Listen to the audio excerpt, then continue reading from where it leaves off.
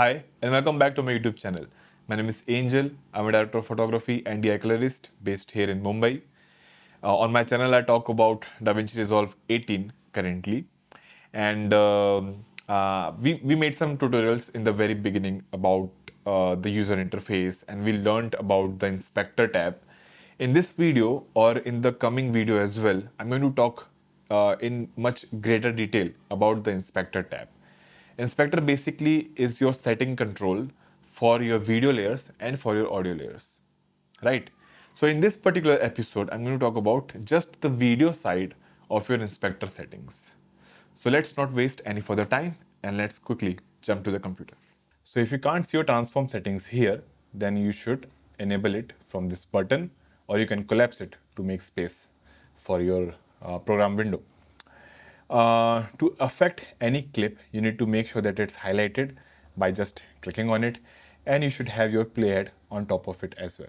As you can see, we can collapse and expand these settings over here. Let's begin with transformation. Now I have zoom, which is fairly obvious. I can zoom out, I can zoom in, I can reset it. I can unlink it so that I can stretch my clip vertically or horizontally. Great. Now you can move the clip on its x-axis or on its y-axis as well. For example, I'm seeing these four black objects. Let's zoom in a bit and they disappear now. So now I can use the x-axis of the position and move it just a little bit so that I can see it. I can use the y-axis as well to adjust the clip, and still nothing is going out of the frame.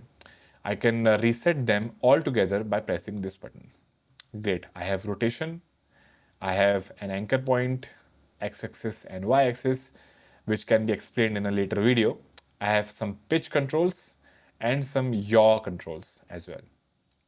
Okay, great. In the cropping section, let's expand it. We can crop the footage. I explained this concept in a different video, I think in the aspect ratio video. You can crop it from all sides. You can apply softness as well. Great, let's reset it. We have a dynamic zoom function, which I'm going to come a little later in this video. We have composite. I explained it in the last video with the video tracks one. You have different merging modes. Just like in Photoshop, if you have used that software, you can use it for compositing your videos together or your pictures together. We have speed change. Let's leave it for this video. We have stabilization. You can stabilize any footage that is handheld maybe, or that needs some kind of stabilization. It works mostly fine. We have lens correction, which I leave on always. We have retime and scaling, which I also taught in the aspect ratio video. We have this new super scale function as well. It basically increases the resolution of your low res file if you have some. But let's skip this because not everyone has the latest Resolve version. So I'm going to skip this one. Let's come back to dynamic zoom. So let's turn on this dynamic zoom function. Let's come to the beginning of this clip and go full screen and hit spacebar to play it. As you can see, the clip is being zoomed in ever so slightly to give it a cinematic feel. I can swap the direction of this zoom by just hitting on this swap button. Now it will zoom out, it will pull the frame back. Great.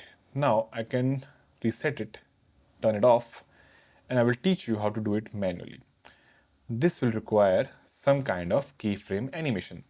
Let's click on this keyframe button beside the zoom option. And I'm doing it on the very first frame where I want the animation to begin. Okay. Now to see where that animation point has gone, let's click on this icon here. Now you can see the first keyframe for the animation. And I want this zoom to happen till here, to somewhere around here. Let's click on the animation point again, and I can see one more point here.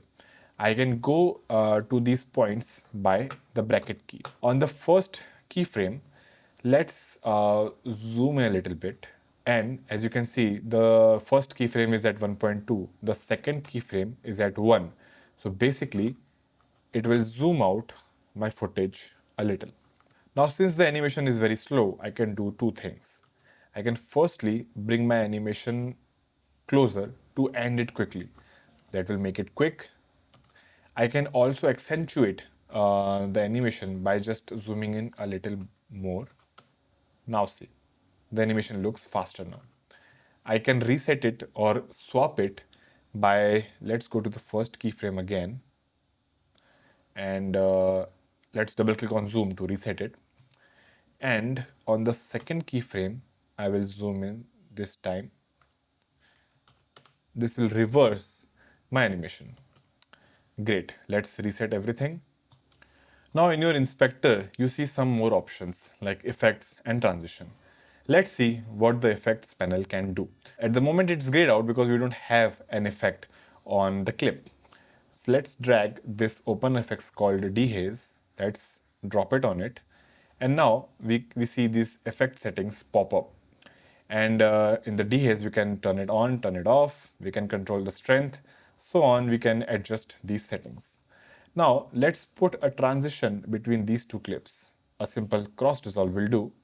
Now in the transition tab, I can control the duration like so, and I can do much more, like easing the transition a little bit, and so on and so forth. I can do so many things, and I can control all these effects and transitions with the inspector panel.